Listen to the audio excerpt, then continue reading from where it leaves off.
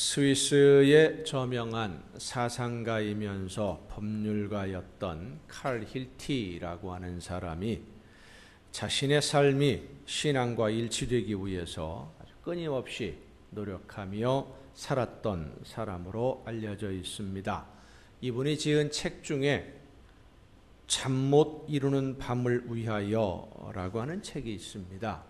하루에 한 편씩 읽고 묵상할 수 있도록 편집된 에세이인데, 칼 힐티는 불면의 밤, 잠을 이루지 못하는 밤이야말로 하나님이 나에게 주시는 축복이다 라고 이야기하면서 불면 때문에 고통스러워하지 말고 책을 읽거나 명상을 하는 시간, 기도하는 시간으로 활용하라 라고 말합니다. 쉽게 말하면 기도하는데 아무도 방해할 사람이 없으니까 깊이 하나님과 교제하는 기도의 시간으로 삼으면 잠 못 이루는 밤이 오히려 축복의 시간이 된다라는 말씀이죠.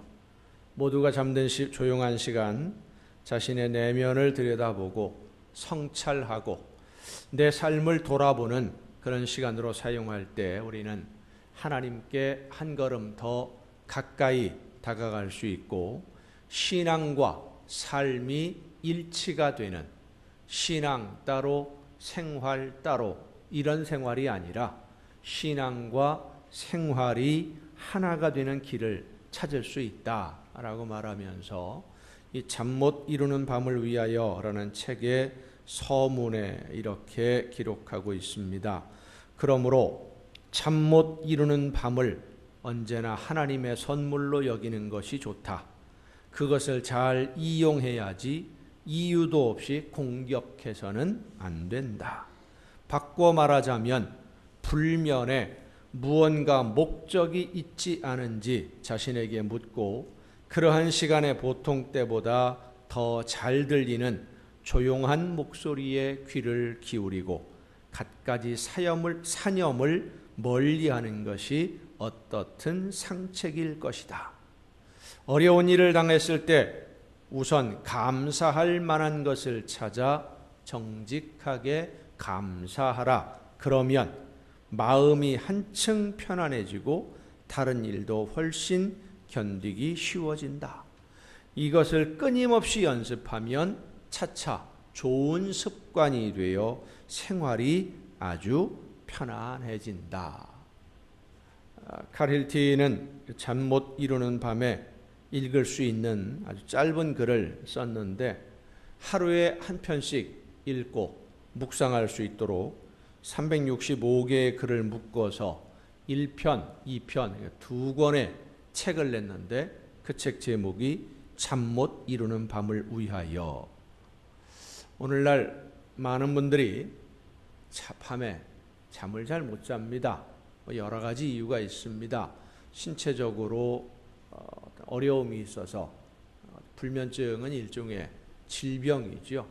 그것 때문에 잠 못 드는 분들도 있고, 정신적으로 스트레스를 많이 받거나 그래서 잠 못 이루는 분들도 있고, 요즘 같은 경우는 열대야 때문에 밤에 너무 더워서 잠을 잘 못 이루는 그런 분들도 있어요. 근데 그 중에 어떤 분들을 보면 밤이 되면 집중이 잘 되어서, 낮에는 영 정신이 산만한데 밤이 되면 집중이 잘 되어서, 저도 책을 읽거나 글을 쓰거나 할 때 보면 낮에보다는 밤에 하는 게 훨씬 잘 돼요. 글도 잘 이해가 되고, 논문이나 이런 걸 쓸 때도 보면 밤에 하는 것이 훨씬 더 잘 되는데, 밤에 집중이 잘 되어서 업무 능률이 오르니까 일부러 밤에 일하는 분들도 있습니다만은, 스트레스를 많이 받거나 여러 가지 근심이나 걱정스러운 일들이 있으면 밤에 잠이 잘 안 오게 됩니다. 아버지가 이상해라고 하는 드라마가 있습니다. 신분을 속이고 가짜 이름으로, 가짜 신분으로 자녀들을 키운 아버지가 보면 밤에 잠을 잘 못 자요. 악몽에 시달리고 흔히 말하는 가위에 눌리고 친구의 이름으로 살아왔는데 그 친구들이 갑자기 찾아옵니다. 그러니까 더 불안해지고 두려워하고 불안하고 염려되는 일이 많아지니까 밥맛도 없어지고 잠도 안 오고. 오늘 우리가 읽은 말씀, 성경 말씀을 보면 잠을 못 이루는 사람들이 있었습니다. 여호수아와 이스라엘 백성들입니다. 이스라엘 백성들이 여리고성을 점령한 후에 그 다음에는 아이라고 하는 작은 성을 공격하다가 그만 전쟁에 졌습니다. 아주 작은 성인데 싸우다가 지고 나니까 두려움이 몰려왔어요. 여호수아서 7장 5절에 보면 아이 사람이 그들을 36명쯤 쳐 죽이고 성문 앞에서부터 스바림까지 쫓아가 내려가는 비탈에서 쳤으므로 백성의 마음이 녹아 물같이 된지라. 얼마나 놀라고 두려웠으면 마음이 녹아서 물같이 되었겠습니까? 그런데 이 마음이 녹아서 물같이 되었다, 어디서 많이 보던 눈에 익은 표현입니다. 여호수아서 2장 24절에 보면 또 여호수아에게 이르되 진실로 여호와께서 그 온 땅을 우리 손에 주셨으므로 그 땅의 모든 주민이 우리 앞에서 간담이 녹더이다 하더라. 이 말씀은 여리고성을 정탐하고 온 두 사람이 여호수아와 이스라엘 백성들 앞에 보고할 때 했던 말입니다. 그리고 여리고성에 살고 있던 라합이 이 여리고성을 정탐하던 두 사람을 숨겨주면서 했던 말이기도 합니다. 마음이 녹아서 물같이 되었다. 녹는다라는 말이 히브리어로 무그라고 하는 말인데, 이 무그라는 말이 뭐냐면 흘러내려서 사라진다. 마치 얼음이 녹아서 물처럼 흘러내리듯이 낙심하고 두려워한다, 이런 뜻입니다. 그러니까 처음에는 여리고성 사람들이 여리고성 사람들뿐만 아니라 온 가나안 지역에 사는 모든 사람들이 이스라엘 백성들 때문에, 하나님이 함께 하시는 이스라엘 백성들이 애굽에서 나왔고 광야를 지나와서 요단강을 걸어서 건넜다라는 이 소식을 듣고는 너무나 두려워서 싸울 엄두를 내지 못할 정도로 겁이 났었는데, 이제 그 두려움과 그 무서움이 이스라엘 백성들의 마음에 왔다라는 거예요. 이스라엘 백성들이 가나안 사람들을 바라보면서 두려워하게 됐어요.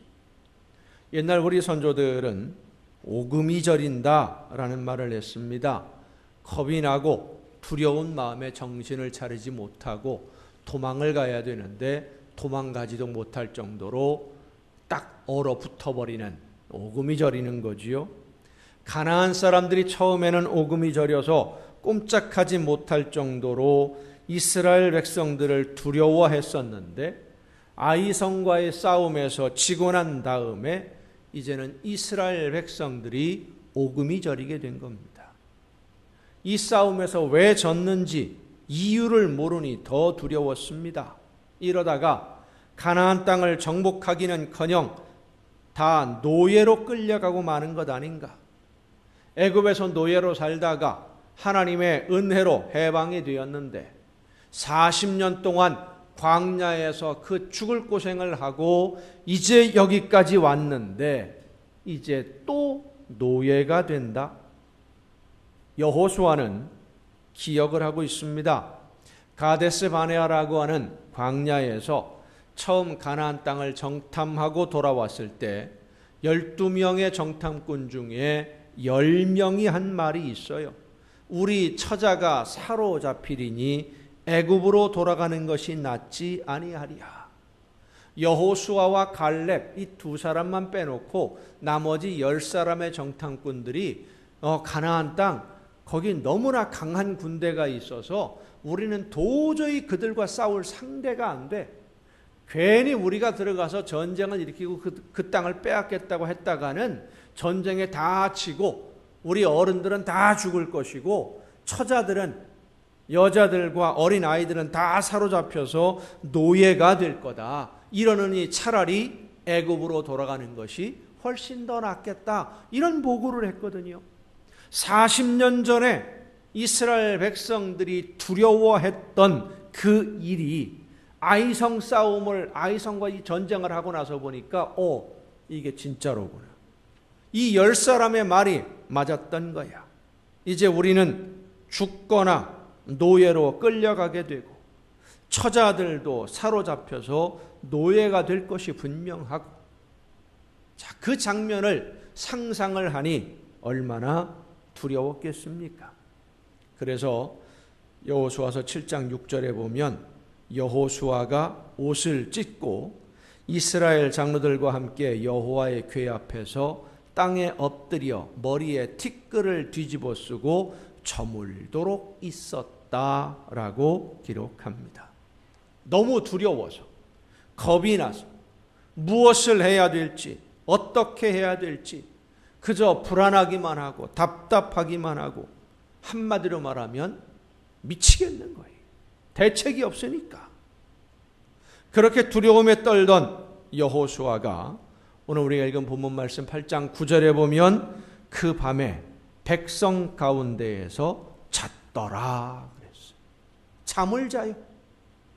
두려움과 염려로 하루 종일 아무것도 하지 못하던 여호수아가 백성들과 함께 평안하게 잠을 잡니다. 그 마음에 평안함을 얻었기 때문에 불안은 사라졌고 염려가 사라졌습니다. 마음의 평안함을 누리면서 푹 잤어요. 여호수아와 백성들이 불안하고 두려웠던 것은 아이성 싸움에서 진 것 때문인데, 사실 싸움에서 진 것보다 더 중요한 것은 따로 있었습니다. 전쟁을 하다 보면 이길 수도 있는 것이고 질 수도 있는 거예요. 우리가 세상에서도 마찬가지입니다마는 일을 하다가 보면 일이 잘 될 수도 있고 생각한 대로 안 될 수도 있습니다. 성공할 수도 있고 실패할 수도 있습니다. 사람이 어떻게 실패하지 않고 성공만 할 수 있겠습니까? 우리 집사님, 권사님들 집에서 밥하고 반찬 만드는 거 수십 년째 하고 계시죠? 제일 자신 있게 할 수 있는 게 뭐겠습니까? 우리 주은홍 집사님은 무슨 반찬이 제일 자신이 있어요? 된장찌개. 된장찌개를 끓이면 항상 맛있어요? 거의 대부분이 맛이 있지만 어쩌다가 한 번씩은 이게 뭐가 이상하게 맛이 안 나는 때가 있을 수도 있어요. 항상 잘 되는 게 아니거든요. 세상의 일이라고 하는 것은 왜 그런지 모르지만, 원인이 어디 있는지 모르지만 마음 먹고 된장찌개를 끓였는데 이게 잘 안 될 때가 있어요. 중요한 손님이 와서 밥을 맛있게 했는데 꼭 그 손님 밥그릇에 돌이 들어가요. 왜 거기 들어가는지. 네? 돌멩이가 딱 하나밖에 안 들어갔는데 그 솥 전체에 밥을 딱 풀면 꼭 중요한 손님 밥에 그 돌이 들어가. 왜 그러는지 참 신기해요, 보면. 그래서 제가 돌을 잘 씹어요, 신방 가서. 돌을 씹었다고 말도 못하겠고 그냥 꿀떡 생겨버리고 마는데 잘 씹어요. 일부러 넣겠습니까, 그거를? 목사 골탕 먹이려고? 그럴 일 없잖아요. 우리가 세상에 일을 하다 보면 잘 되는 경우가 많지만 잘 안 될 수도 있어요. 어쩌다가 한번 실패할 수도 있어요. 가나안 땅을 정복하기 위해서 전쟁을 하다가 질 수도 있는 거예요. 일을 망칠 수도 있는 거예요. 사람이 세상을 살아가는데 언제나 성공만 할 수 있습니까? 모든 계획하는 대로 다 성공만 한다면 세상 모든 사람들이 다 재벌이 되겠지요. 계획한 대로만 다 된다면. 실패하는 경우도 많이 있습니다. 여호수아와 이스라엘 백성들이 가나안 땅을 정복하기 위해서 전쟁을 하면서 한 번도 지지 않고 모든 전쟁을 다 이길 수는 없는 거예요. 그런데 아이성 싸움에서 진 다음에 이스라엘 백성들이 두려움에 빠졌어. 그 마음이 녹아 물같이 되었어요. 그 이유가 왜 그들이 두려워했느냐? 전쟁에서 한 번 진 것이 문제가 아니라 이 아이성과의 싸움에서 하나님이 우리를 도우시지 않으셨다. 하나님이 함께하지 않으셨다. 하나님이 외면하셨다. 이걸 깨달으니까 두려워진 거예요.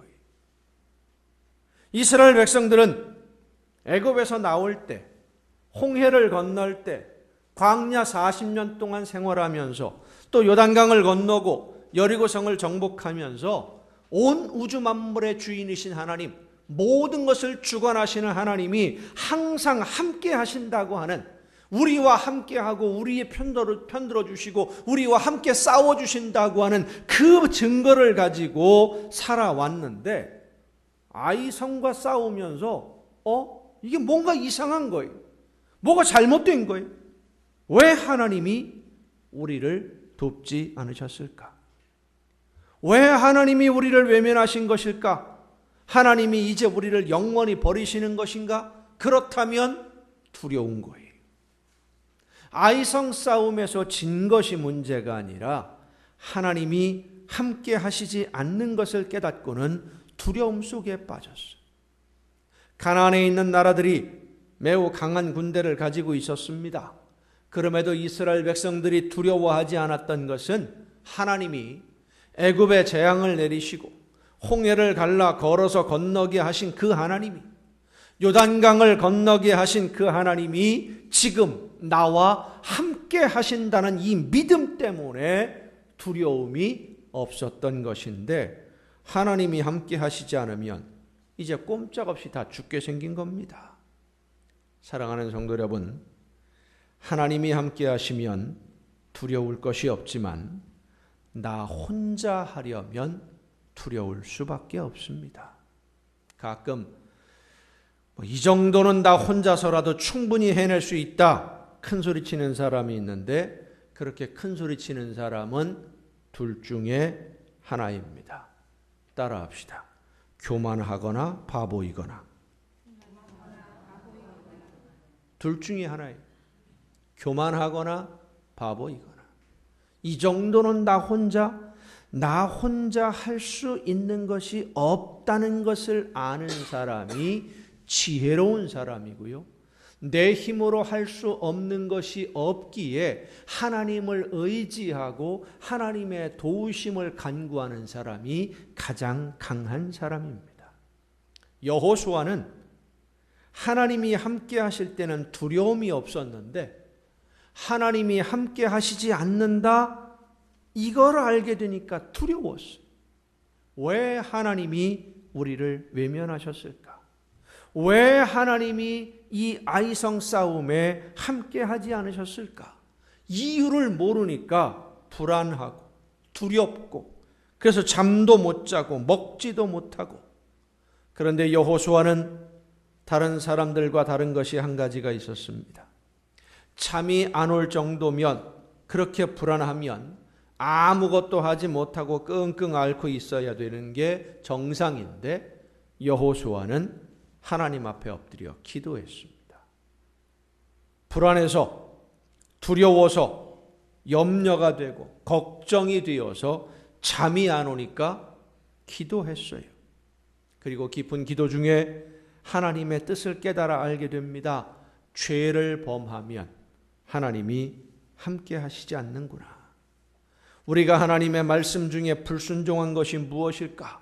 기도하는 중에 하나님의 응답을 듣습니다. 아간의 범죄로 인해서.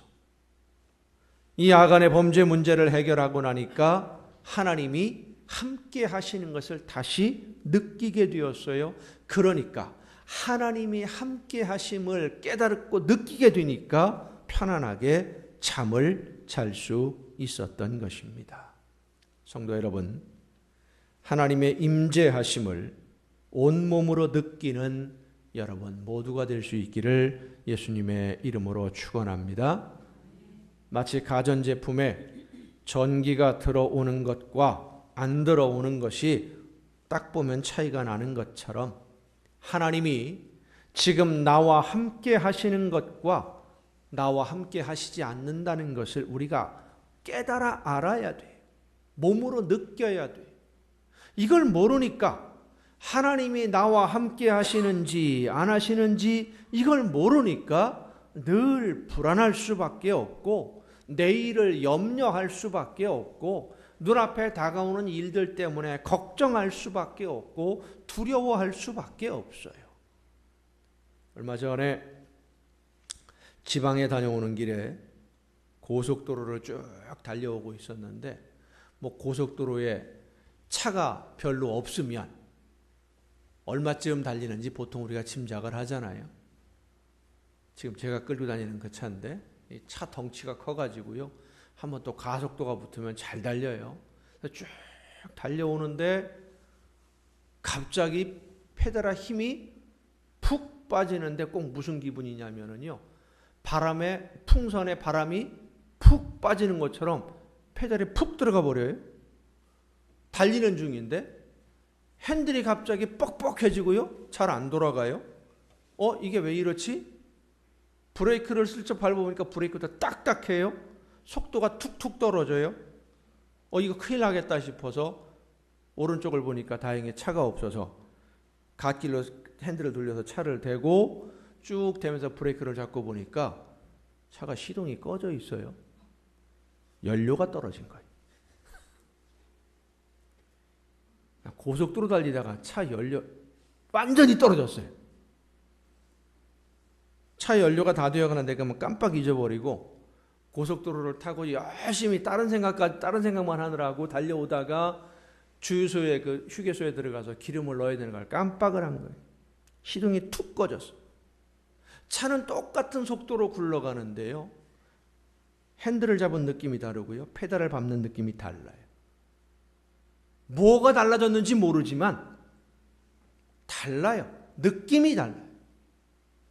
우리가 하나님의 임재하심, 나와 함께 하시는 그 하나님의 힘, 하나님의 은혜, 우리 주님의 사랑, 내 걸음을 지켜주시고 나를 붙들어 주시고 나와 항상 함께 하시는 그 힘을 느끼고 아는 사람과 모르는 사람은 차이가 많은데 이 차이를 말로 설명이 안 돼요. 맛을 봐야 알아요.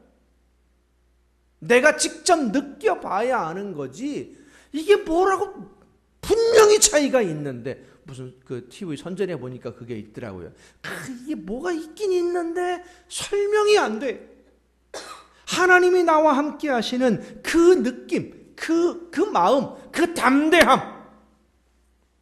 어떤 어려움이 있어도 어떤 곤란한 일을 만나도 하나님이 지금 이 시간 여기에서 나와 함께 하신다는 것을 지식적으로가 아니라 마음으로, 몸으로 느끼고 아는 사람은 내일에 대한 염려가 없습니다. 하나님이 함께 하시니까. 하나님이 모든 것 책임져 주시니까 그 마음의 평안함을 누릴 수 있는 줄로 믿으시길 바랍니다. 하나님이 우리와 함께 하시지 않는 것을 깨닫고 불안해하던 이 여호수아와 백성들이 불안함을 이기고 두려움을 벗어버리고 평안을 되찾습니다. 그 과정을 보면 두려움 속에서 기도하며 하나님 왜 우리가 이렇게 되었습니까? 왜 하나님 우리를 외면하십니까? 기도하는 중에 죄악의 문제를 깨닫고 회개합니다. 회개는 하나님이 원하시는 방법대로 하나님이 말씀하시는 대로 돌아서서 순종하는 것이 회개입니다. 회개하니까 하나님이 응답하셨어요. 내가 너와 함께하리라.